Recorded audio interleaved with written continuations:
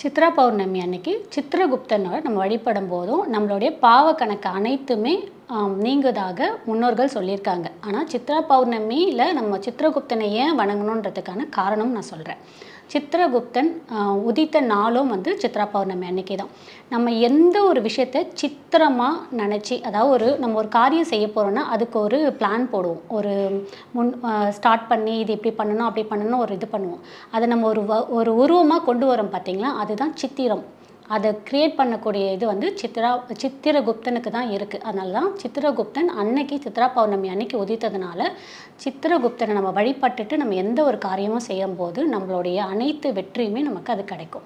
சித்ரா பௌர்ணமி அன்னைக்கு சித்திரகுப்தனை நம்ம வழிபடும் போது நம்மளுடைய பாவங்கள் அனைத்துமே, பாவம்ன்றது எப்படின்னா, நம்ம வந்து இந்த வருடம் பாவம் செஞ்சுட்டு அடுத்த வருஷம் திரும்ப சித்திரகுப்தனை வழிபட்டுட்டு என் பாவம் குறையணும்னு சொன்னோன்னா அது குறையாது.